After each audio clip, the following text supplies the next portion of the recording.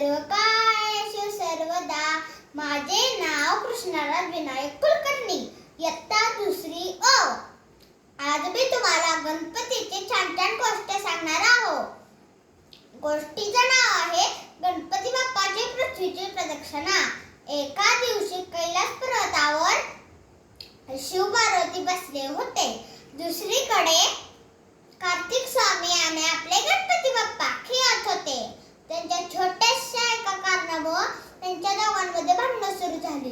ते भांडण घेऊन ते शिव पार्वतीकडे गेले आणि कार्तिक स्वामी म्हणाले, हे बक्की गाई, बक्की किती माझ्या खोड्या काढतो. मग त्याच्यावर गणपती बाप्पा म्हणाले, नाही गाई, ही दादाच माझ्यावर गुडगुडी करतो. कधी हे कर ते कर असं मला सारखं सांगतो. बक्की मला नीट खेळूच देत नाही. मग असं दोघांचा भांडणाचा सूर ऐकून शिव पार्वती आणि माता पार्वती एकमेकांकडून बघून हसले.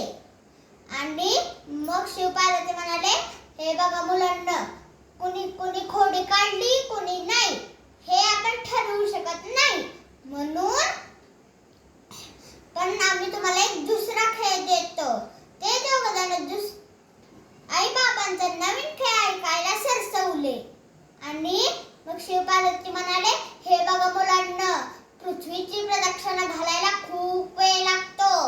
बघू सगळ्यात पहिल्यांदा कोण बरं पृथ्वीची प्रदक्षिणा घालून येतोय ते. मग कार्तिक स्वामी त्यांच्या वाहनावर म्हणजे मोरावर स्वार देखील झाले आणि म्हणाले की आई बाबा, मी या गणपतीला लगेच हरवून येतो बघा. मग असं कार्तिक स्वामी म्हणून निघाले सुद्धा.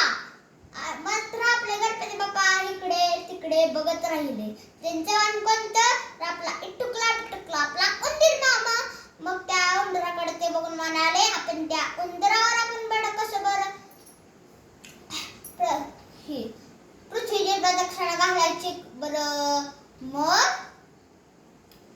त्यांना एक यामी युक्ती सापडली. त्याच्या शिव पार्वती आणि माता पार्वती बसले होते ना, तिथे जाऊन अगदी मनोभावी हात जोडून त्यांनी नमस्कार केला.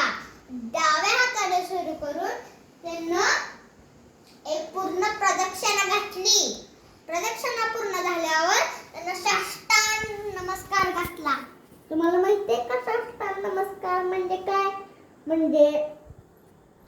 म्हणजे कपाळ, नाक, तोंड, छाती, पोट, गुडघे, हात, तेव्हा असे हात टांग तेव्हा जमिनीला टिकतात, त्याला म्हणते साष्टांग नमस्कार.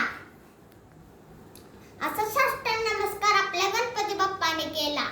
आणि मग शिव पार्वती म्हणाले, ते गणपती बाप्पा तिथेच उभे राहिले. आणि शिव पार्वती म्हणाले, ही पृथ्वीची प्रदक्षिणा घालायला का नाही जात बरं. मग गणपती बाप्पा मात्र आपल्या त्या इटुकल्या पिटुकल्या उंदीर मामाशी ते खेळत बसले. आणि मग तिकडनं कार्तिक स्वामी आले पृथ्वीची प्रदक्षिणा करून. मग बघितलं तर काय, गणपती बाप्पा तेजेच उभा. मग ते त्या गणपतीकडे बघून म्हणाले, वा, आज आपण जिंकलो. असं म्हणून ते शिव पार्वतीकडे गेले आणि म्हणाले, आई बाबा, जिंकलो का नाही मी आहे का नाही मी खरा.